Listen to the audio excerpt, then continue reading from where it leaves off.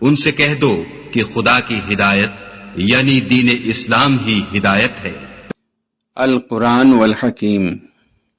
اور ہم نے ابراہیم کو پہلے ہی سے ہدایت دی تھی اور ہم ان کے حال سے واقف تھے۔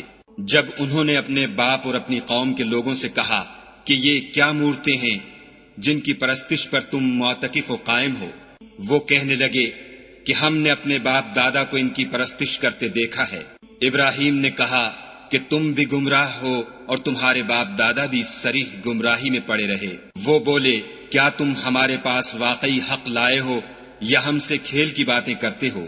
ابراہیم نے کہا نہیں، بلکہ تمہارا پروردگار آسمانوں اور زمین کا پروردگار ہے جس نے ان کو پیدا کیا ہے، اور میں اس بات کا گواہ اور اسی کا قائل ہوں۔ اور خدا کی قسم جب تم پیٹھ پھیر کر چلے جاؤ گے تو میں تمہارے بتوں سے ایک چال چلوں گا۔ پھر ان کو توڑ کر ریزہ ریزہ کر دیا، مگر ایک بڑے بت کو نہ توڑا تاکہ وہ اس کی طرف رجوع کریں۔ کہنے لگے کہ ہمارے معبودوں کے ساتھ یہ معاملہ کس نے کیا؟ وہ تو کوئی ظالم ہے۔ لوگوں نے کہا کہ ہم نے ایک جوان کو ان کا ذکر کرتے ہوئے سنا ہے، اسے ابراہیم کہتے ہیں۔ وہ بولے کہ اسے لوگوں کے سامنے لاؤ تاکہ وہ گواہ رہیں۔ جب ابراہیم آئے تو بت پرستوں نے کہا کہ ابراہیم بھلا یہ کام ہمارے معبودوں کے ساتھ تو نے کیا ہے؟ ابراہیم نے کہا بلکہ یہ ان کے ان بڑے بت نے کیا ہوگا، اگر یہ بولتے ہوں تو ان سے پوچھ لو۔ انہوں نے اپنے دل میں غور کیا تو آپس میں کہنے لگے بے شک تم ہی بے انصاف ہو۔ پھر شرمندہ ہو کر سر نیچا کر لیا۔ اس پر بھی ابراہیم سے کہنے لگے کہ تم جانتے ہو یہ بولتے نہیں۔ ابراہیم نے کہا کہ پھر تم خدا کو چھوڑ کر کیوں ایسی چیزوں کو پوچھتے ہو جو نہ تمہیں کچھ فائدہ دے سکیں اور نہ نقصان پہنچا سکیں؟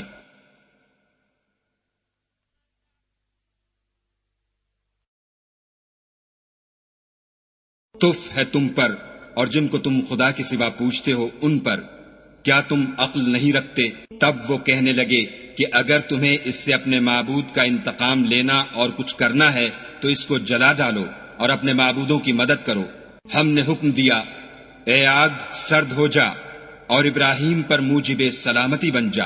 ان لوگوں نے برا تو ان کا چاہا تھا مگر ہم نے انہی کو نقصان میں ڈال دیا۔ اور ابراہیم اور لوط کو اس سرزمین کی طرف بچا نکالا جس میں ہم نے اہل عالم کے لیے برکت رکھی تھی۔ اور ہم نے ابراہیم کو اسحاق عطا کیے اور مستزاد برآں یعقوب اور سب کو نیک کیا، اور ان کو پیشوا بنایا کہ ہمارے حکم سے ہدایت کرتے تھے، اور ان کو نیک کام کرنے اور نماز پڑھنے اور زکوٰۃ دینے کا حکم بھیجا، اور وہ ہماری عبادت کیا کرتے تھے۔ اور لوط کا قصہ یاد کرو جب ان کو ہم نے حکم یعنی حکمت و نبوت اور علم بخشا، اور اس بستی سے جہاں کے لوگ گندے کام کیا کرتے تھے بچا نکالا۔ بے شک وہ برے اور بد کردار لوگ تھے، اور انہیں اپنی رحمت کے محل میں داخل کیا، کچھ شک نہیں کہ وہ نیک کرداروں میں تھے۔ اور نوح کا قصہ بھی یاد کرو جب اس سے پیشتر انہوں نے ہمیں پکارا تو ہم نے ان کی دعا قبول فرمائی اور ان کو اور ان کے ساتھیوں کو بڑی گھبراہٹ سے نجات دی۔ اور جو لوگ ہماری آیتوں کی تکذیب کرتے تھے ان پر نصرت بخشی، وہ بے شک برے لوگ تھے، سو ہم نے ان سب کو غرق کر دیا۔ اور داؤد اور سلیمان کا حال بھی سن لو کہ جب وہ ایک کھیتی کا مقدمہ فیصل کرنے لگے جس میں کچھ لوگوں کی بکریاں رات کو چر گئی اور اسے روند گئی تھیں، اور ہم ان کے فیصلے کے وقت موجود تھے، تو ہم نے فیصلہ کرنے کا طریق سلیمان کو سمجھا دیا، اور ہم نے دونوں کو حکم یعنی حکمت و نبوت اور علم بخشا تھا۔ اور ہم نے پہاڑوں کو داؤد کا مسخر کر دیا تھا کہ ان کے ساتھ تسبیح کرتے تھے، اور جانوروں کو بھی مسخر کر دیا تھا، اور ہم ہی ایسا کرنے والے تھے۔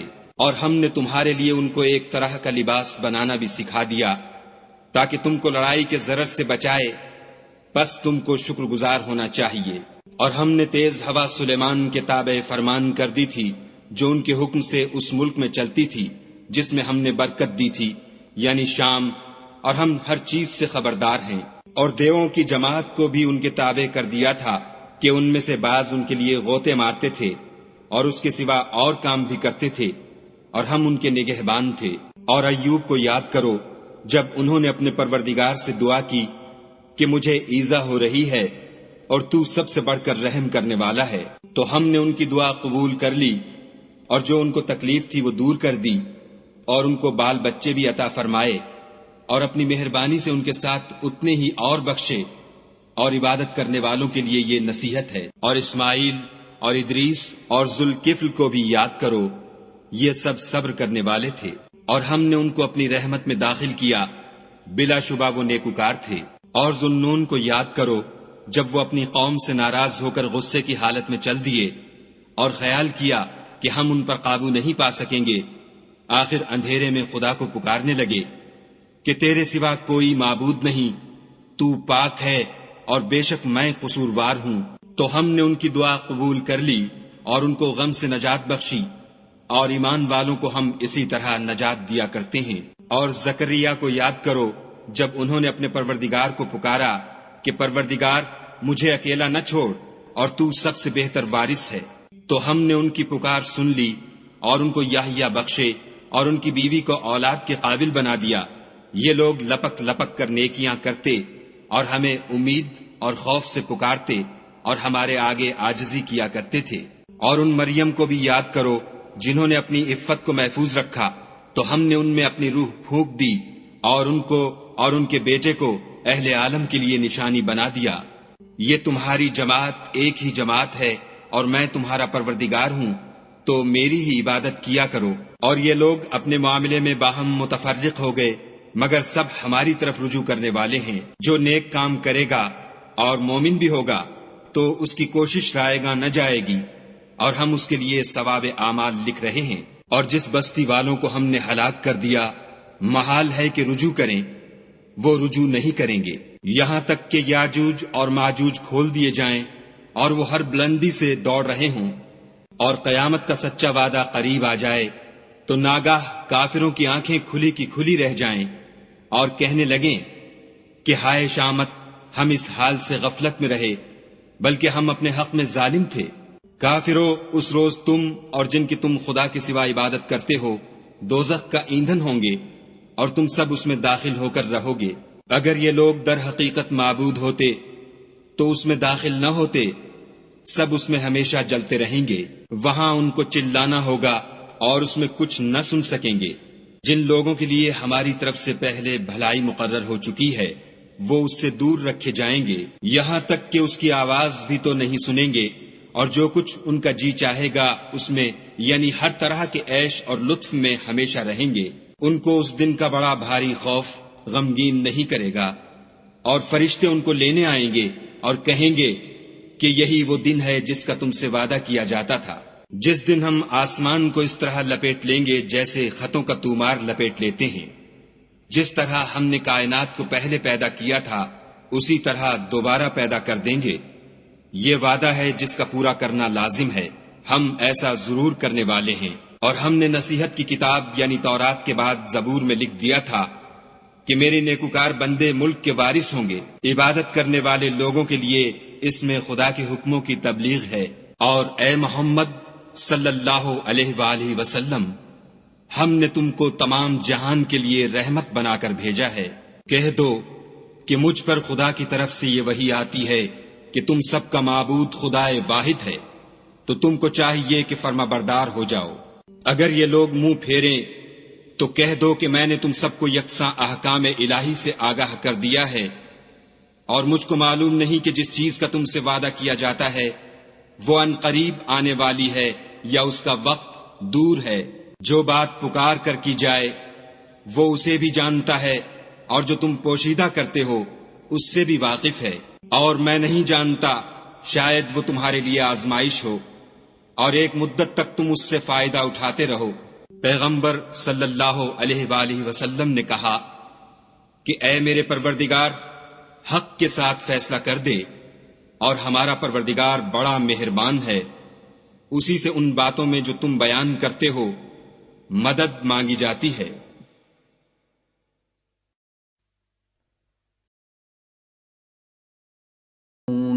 وَلَقَدْ آتَيْنَا إِبْرَاهِيمَ رُشْدَهُ مِنْ قَبْلُ وَكُنَّا بِهِ عَالِمِينَ إِذْ قَالَ لِأَبِيهِ وَقَوْمِهِ مَا هَذِهِ التَّمَاثِيلُ الَّتِي أنتم لها عاكفون قالوا وجدنا آباءنا لها عابدين قال لقد كنتم أنتم وآباؤكم في ضلال مبين قالوا أجئتنا بالحق أم أنت من اللاعبين قال بل ربكم رب السماوات والأرض الذي فطرهن وأنا على ذلكم من الشاهدين وتالله لأكيدن أصنامكم بعد أن تولوا مدبرين فجعلهم جذاذا إلا كبيرا لهم لعلهم إليه يرجعون قالوا من فعل هذا بآلهتنا إنه لمن الظالمين قالوا سمعنا فتى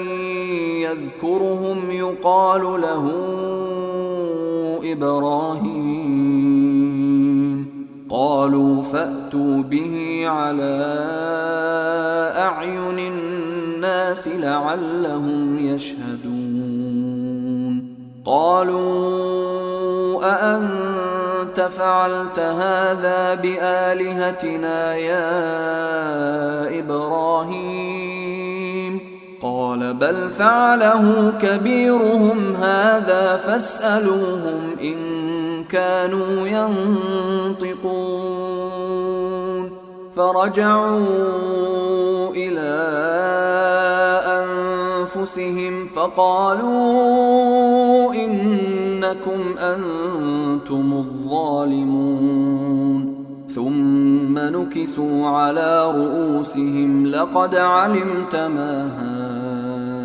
هؤلاء ينطقون قال أفتعبدون من دون الله ما لا ينفعكم شيئا ولا يضركم أف لكم ولما تعبدون من دون الله أفلا تعقلون قالوا حرقوه وانصروا آلهتكم إن كنتم فاعلين قلنا يا نار كوني بردا وسلاما على إبراهيم وأرادوا به كيدا فجعلناهم الأخسرين ونجيناه ولوطا إلى الأرض التي باركنا فيها للعالمين ووهبنا له إسحاق ويعقوب نافلة وكلا جعلنا صالحين وجعلناهم أئمة يهدون بأمرنا وأوحينا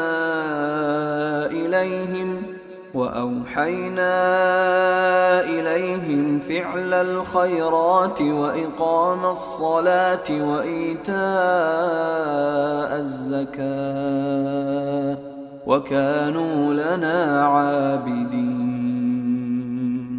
ولوطا آتيناه حكما وعلما ونجيناه من القرية التي كانت تعمل الخبائث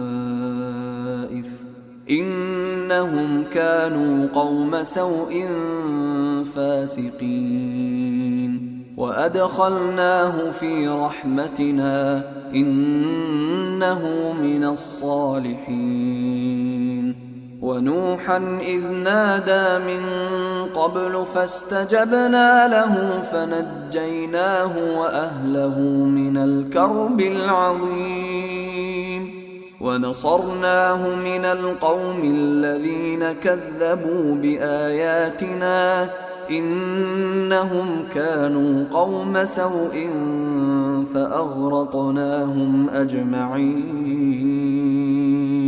وداود وسليمان إذ يحكمان في الحرث إذ نفشت فيه غنم القوم وكنا لحكمهم شاهدين. ففهمناها سليمان وكلا آتينا حكما وعلما وسخرنا مع داود الجبال يسبحن والطير وكنا فاعلين. وعلمناه صنعة لبوس لكم لتحصنكم من بأسكم فهل أنتم شاكرون.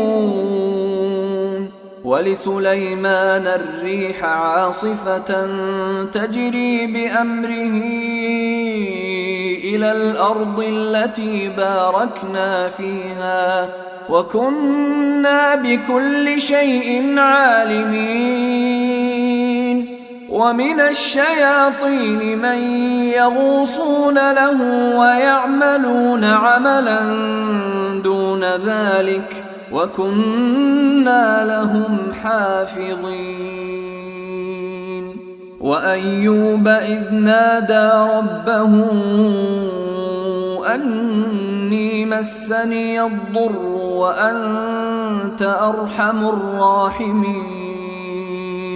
فاستجبنا له فكشفنا ما به من ضر وآتيناه أهله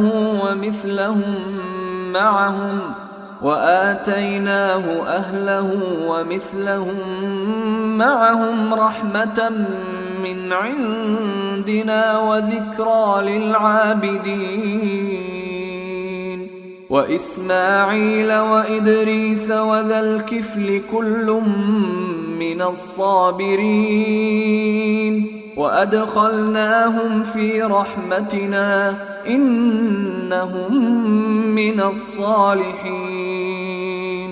وذا النون إذ ذهب مغاضبا فظن أن لن نقدر عليه فنادى في الظلمات أن لا إله إلا أنت سبحانك إني كنت من الظالمين.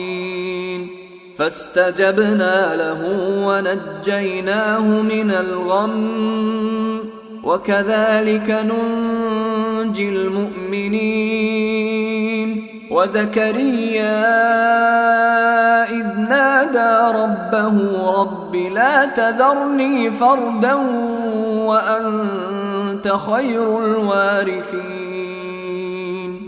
فاستجبنا له ووهبنا له يحيى وأصلحنا له زوجه إنهم كانوا يسارعون في الخيرات ويدعوننا رغبا ورهبا وكانوا لنا خاشعين.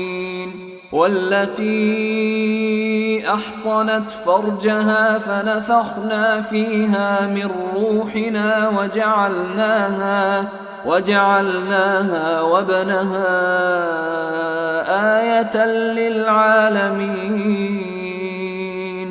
إن هذه أمتكم أمة واحدة وأنا ربكم فاعبدون.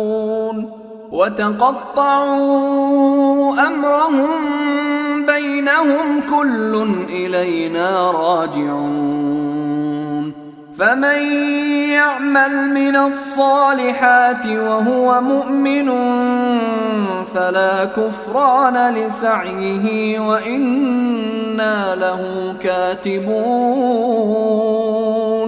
وحرام على قرية أهلكناها أنهم لا يرجعون.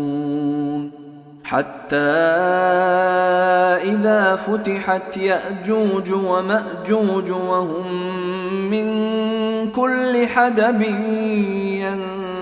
ينسلون واقترب الوعد الحق فإذا هي شاخصة أبصار الذين كفروا يا ويلنا قد كنا في غفلة من هذا بل كنا ظالمين إنكم وما تعبدون من دون الله حصب جهنم أنتم لها واردون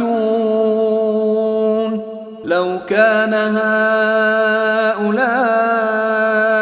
آلهة ما وردوها وكل فيها خالدون لهم فيها زفير وهم فيها لا يسمعون إن الذين سبقت لهم منا الحسنى أولئك عنها مبعدون لا يسمعون حسيسها وهم فيما اشتهت أنفسهم خالدون لا يحزنهم الفزع الأكبر وتتلقاهم الملائكة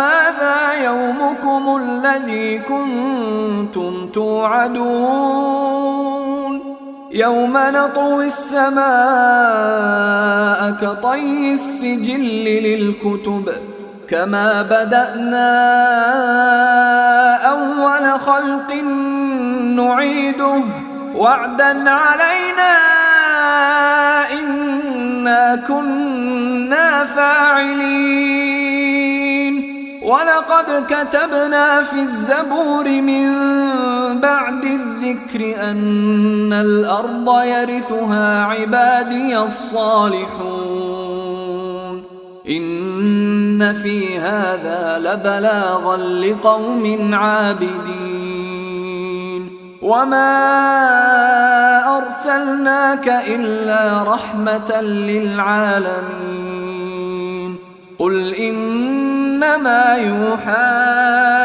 إلي أنما إلهكم إله واحد فهل أنتم مسلمون فإن تولوا فقل آذنتكم على سواء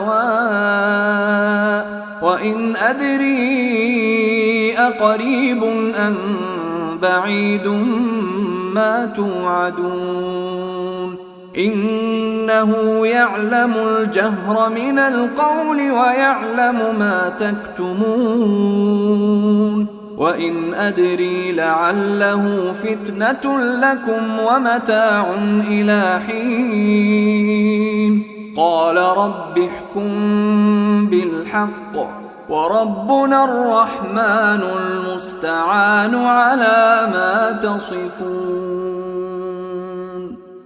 صدق الله العظيم وما خلقت الجن والإنس إلا ليعبدون और मैंने जिन्न और इंसानों को इसलिए पैदा किया है कि मेरी इबादत करें।